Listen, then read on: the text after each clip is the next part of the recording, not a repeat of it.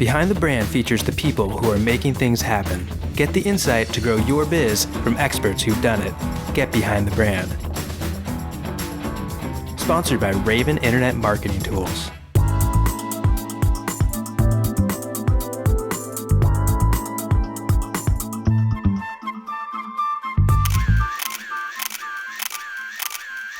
Hi, I'm Brian Elliott. Welcome to another edition of Behind the Brand. Today I'm here with Sally Hogshead, author of the book Fascinate and creator of howtofascinate.com. Sally, welcome to the show. Thank you, Brian. So great to have you. I'm so happy to be here. Well, I truly am fascinated by this book. I want to dive into it. I have lots of questions. Before we start, it's a typical question I ask. How did you get this job? I studied what makes one person more fascinating than another. I wanted to understand, why is it that some people captivate us, some people persuade us, but most people we ignore or we forget them. So I studied what it is about people's personalities that makes their brand more fascinating than another. And what I found is that there's 7 different ways that a personality can fascinate. And by studying this, I got the job of Chief Fascination Officer of Fascinate, Inc. So this is a business you started your own? Yes. And how long ago was this? I started it when the book came out in 2010. Okay. I transitioned away from advertising and into helping people and brands become more fascinating. So you have a brand background though, right? You were a creative director or something? Yes, I was a creative director at Kurtzman Porter Bogusky and a lot of other advertising agencies. I had my own agency, and I love working with brands. I love the creative process. I love the being able to take a brand and figure out what exactly is that beating heart inside of the brand, that if you can express that in a way, then people want to become advocates of the brand. They want to be involved with the brand. They want to touch it and talk about it, and they want to, most of all, they want to buy it. But it's even more fascinating to be able to do that with people. Who's the book for? Is it just for brands, or does it apply in other places? Well, that's an interesting question, because when the book came out, the book was originally for marketers, or for people who wanted to understand how do they create a more persuasive message. You know, a politician who needs to talk to voters, a little league coach who needs to talk to his team. But what I found over time is that marketers were really trained to think in a way that's pretty artificial. I actually don't enjoy talking to marketers quite as much, because we in marketing think that we can control people's behavior in this very manipulated way with bolted on strategies that copy. We all learn. Right, we write copy, we come up with a strategy, we do research, we do all of these things that are really just trying to pull strings on people's decision making. And I think that fails most of the time. I think most marketing fails miserably because it's trying to manipulate people. I think that there's a different way of looking at it, which is to look at their natural hardwired tendencies. And if you look at somebody's hardwired response mechanism, then you can naturally create a much more compelling way to be able to create a relationship with them. So this is about striking chords, about making connections. It's about understanding other people. It's understanding other people, and it's understanding that there are 7 different ways that you can talk to them, and that each way of talking to them has a different result. It's a roadmap. It's a system. Okay. It's almost like, imagine that you have a set of golf clubs, and each club is going to have a different result. So specifically, if you want to be the leader, if you want to be the authority, you should use the power trigger. The power trigger is the one that's going to exude your confidence. It's going to make you an expert. It's immediately going to have people take what you're saying much more seriously, because you're going to be the most influential, decisive voice. People who use the power trigger, they tend to be opinionated. They tend to make decisions very easily. They're very different than people who use, say, the alarm trigger. Mm-hmm. People who use the alarm trigger are very much about safety. They want to be able to protect themselves and other people. They're very cautious. They like structure. They really like rigid format that they can feel safe within. They like to know what the rules are so they can follow those rules. What type of occupations tend to fall into that category? The alarm trigger? Yeah. People who really like structure. So you'll see these people in the billing department, in any type of a field in which people need to be able, they succeed by following the rules. Something predictable. Operations, exactly. Yeah. So I would not want a tax attorney who used the passion trigger, because I would have wonderful meetings with him, and he could write great letters to the IRS, and he could make wonderful presentations in court, but he wouldn't necessarily be able to get my taxes done on time, on budget, exactly the way it needed to be to follow the rules. Okay. Every single occupation has a different trigger prototype that usually fits with it. So there's 7 different triggers. Let's break it down. What are they? There are 7 different triggers, and each one creates a different response. So let's take, for example, there's the power trigger. Power is about command and control. Passion is about creating connection with emotion. Prestige is about elevating with respect. Mystique is about taking a step back so others come closer. Alarm is about pushing them with urgency so they take action quickly. Okay. Rebellion is about changing the game. So you surprise, you do something different than is expected. And then there's trust, which is about binding them close to you so they know exactly what to expect from you. Consistency and reliability. How does someone figure out what their triggers are? Well, funny you should ask. I developed a test to help them do exactly this. The test is at fscoretest.com. Okay. What we find is that once you know how somebody fascinates, the way in which their personality naturally influences opinion, then you can predict what they're going to succeed at, how they're going to lead, how they can potentially turn people off, how they can be more persuasive in all the things that they do. Okay, so this is good for companies. I mean, HR people pay attention. I mean, you can come in, you can have the whole staff take the test and hopefully manage people a little bit better. Yeah, exactly. And we have at howtofascinate.com, we have exactly the test to be able to do that. I'll give you an HR example. If you have 2 people working on a team, one of them has the rebellion trigger, which is about innovation and independence and surprise. These people tend to be irreverent. They're very quick-witted. They like to be able to explore the options. They love to brainstorm. So they really enjoy generating different ways of approaching a problem.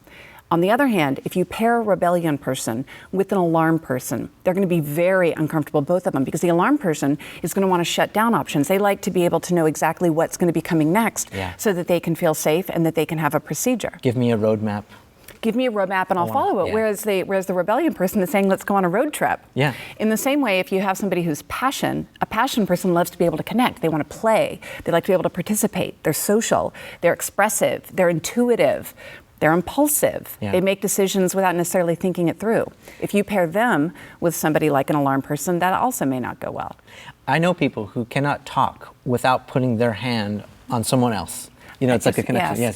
That's a passion. It's the sign. only way to communicate. Yeah. Right, and you know, and here's the thing: that it's not that there's a right way or a wrong way to be. There's no one better way to fascinate. But if you have a role in which somebody is a caregiver or a nurse or a customer service person, it's going to be very effective for them to be able to have that natural inclination to persuade that way. On the other hand, if they're an engineer, that probably wouldn't be the right job for them. Not only are they not going to be happy, but they're probably not going to be as successful. Yeah, you're in my personal space, or you're crowding my scene, whatever it is, right? What we see with engineers, people who have a more linear way of thinking, more analytic, they tend to use the Mystique trigger. The Mystique trigger is about left brain thinking. It's about knowing where you want to go and then having a very private, independent process to be able to get there. People with the Mystique trigger do not like to share along the way. They hate drama. It's sort of like, I don't want to know how the sausage is made. I'm not going to show you what I'm doing. Let me just show up with the result.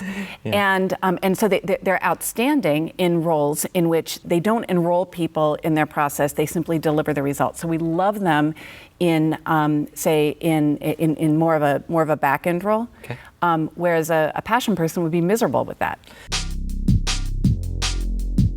Give us some classic industries or occupations for this passion.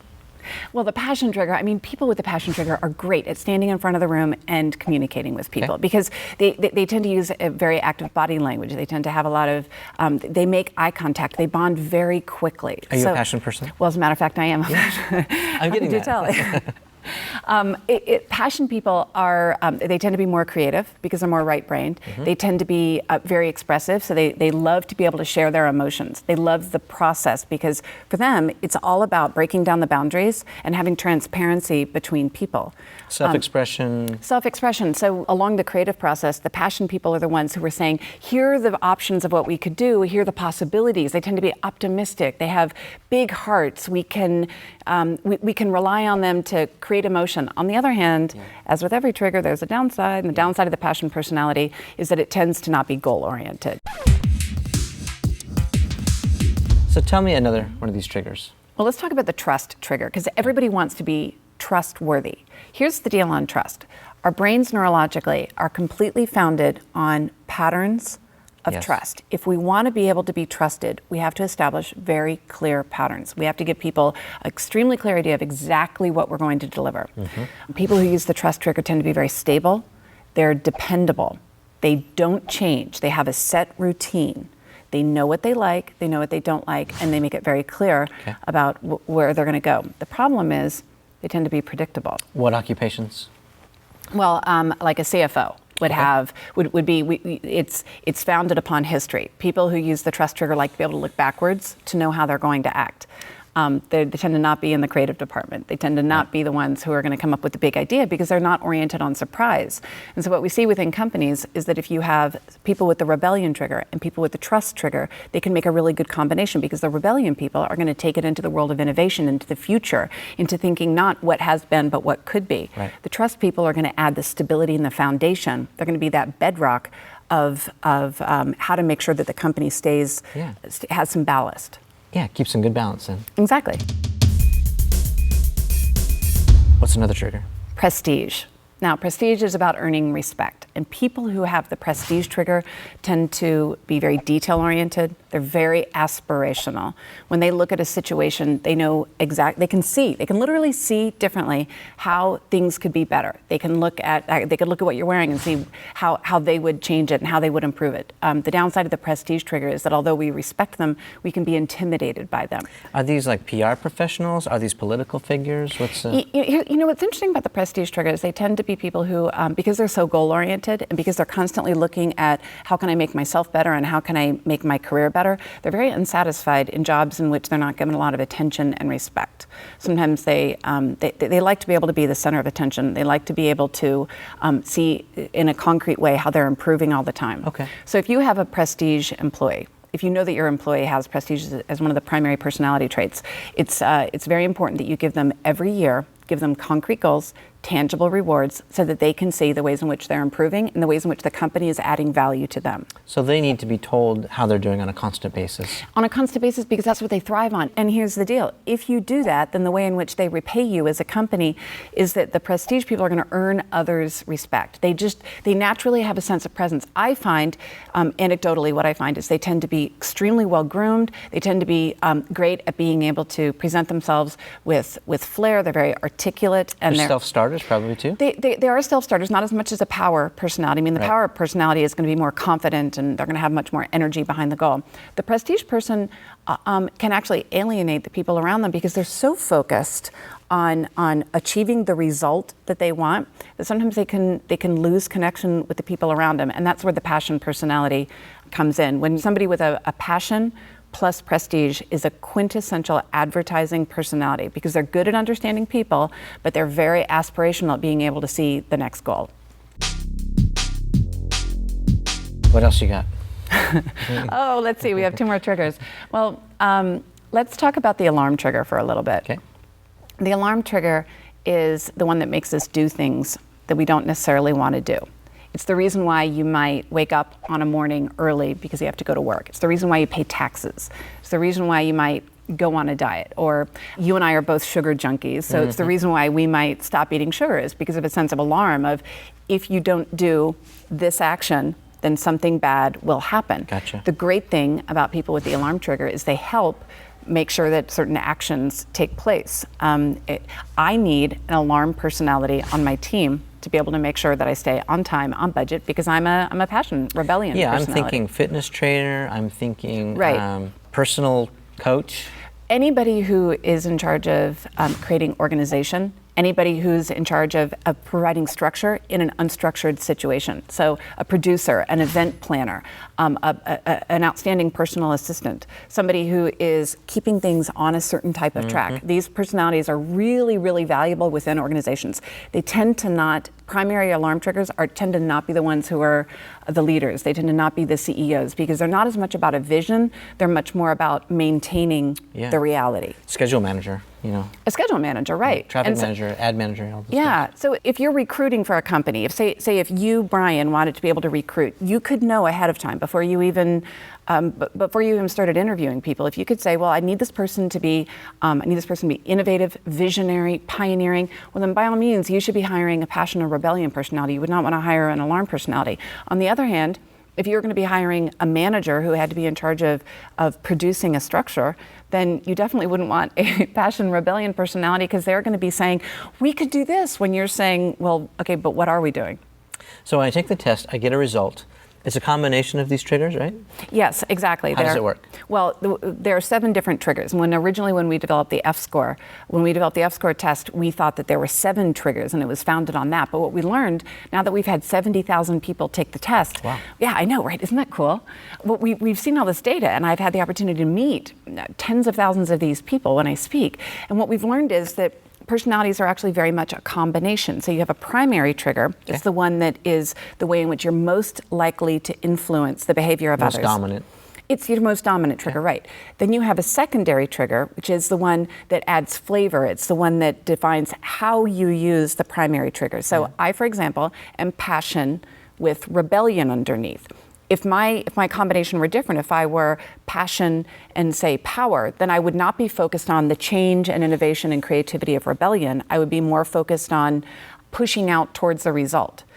So in the How to Fascinate test, what we've done is we've broken down these not just 7 types, but it's 7 times 7 because it's primary, secondary. So there are actually 49 different personality types. Okay. And we've learned that if you can isolate, when somebody takes the How to Fascinate test, we can isolate exactly how they're going to behave in a myriad of circumstances based on their personality triggers and how they're just how people perceive them. This is fun. It's, you know what's totally fun? Here's what I love about this. There are a lot of psychology tests out there. I'm not a psychologist. Right. A psychology test is based on how your personality sees the world. This is different, though. This is really at its heart a branding test. It's about how the world sees you. Mm-hmm. It's about the effect that you have on other people. Perceptions. The perceptions that other people are going to have of you. And what I've learned is there is not one way that's better than another way, but there are natural strengths. And if you can identify your natural strengths, if you can identify it and then figure out how do you harness that, and how do you apply it in the most effective possible way, then you can be far more fascinating to your customers, to your boss, to your coworkers, to your team, to your kids, to your loved ones. Mm-hmm. Like you, I have kids, and I want to be the most fascinating person in their life, far more so than the figures they see on television, or their Nintendo characters, or Darth Vader. Sure. I want to be the one who's giving the messages. So I need to know how to understand, how do I communicate to my kids in a way that not only fits my personality, but fits the message that I want to be able to communicate with them. That's really what this is about. It's not it's not a marketing plan. It's really much more about, we all have a message. We all have something that we want to say, that we want to be heard, the effect that we want to have on all the people in our lives. But if we don't know how to communicate that message, the message fails, whether that's me telling my kids, stay off drugs, or that's me saying to a consumer, you should buy this laundry detergent over that one. A lot of people watching this show, they're small business owners, entrepreneurs, marketers trying to put the puzzle together. Ooh, let's talk about that. Yeah. So what would you say to them? Give us some maybe tactical stuff. Great. Case studies. Let's talk about it. Okay. Well, first of all, if you want to drive bottom line dollars, if you immediately need to close a sale, you should use the alarm trigger. The alarm trigger is the one in which you would add scarcity, like we only have 10 left in stock, or you might put a time limit on it, like you would say this is available today only, right. Or you would heighten urgency around a problem, such as saying, if you don't buy this, here are the consequences of what's going to happen. Like Federal Express, if you don't go FedEx, you can't know if it's absolutely positively going to be there overnight. Puts the fear in you. It puts the fear in you, exactly. Now, here's the deal about the alarm trigger, though. The alarm trigger creates no connection. The alarm trigger is purely the utility of closing the sale. So you're not going to get advocates. People will not love your brand. They'll act, but they won't necessarily like you. If you want them to love you, then you have to use the passion trigger. The passion trigger is the one in which you create an emotional connection. Okay. For example, recently I checked into a small hotel named the Iron Horse Hotel in Milwaukee. Now I checked in, and then right next to me, there was another check-in, and this was the check-in for dogs. Okay. And it had a little sign that said the Iron Horse Hotel welcomes VIP pooches, and then in chalk, they wrote in the names of the dogs that were going to check in that day. Nice. Now, I don't have a dog, but if I had a dog, I would almost want to go to the Iron Horse Hotel just so I could check my dog in, because they had like dog treats and water and the dog's name of the dogs that were checking in that day. It's a great example of, in an incredibly inexpensive way, they're tapping into an emotional connection of something that's obviously a huge priority to the people who are traveling with dogs. So in doing so, the people are going to be willing to pay more to stay at the Iron Horse. They're going to go out of their way to be able to stay there. And of course, they're going to talk about it in social media. Yeah, they're going to share those experiences. Right, and they're going to share them passionately. Sally, thank you so much for being here. Really great talking to you. Wonderful. Thank you, Brian. This Behind the Brand episode is brought to you by Raven Internet Marketing Tools, powerful data and tools for online marketers. Get a free trial at raventools.com/behind.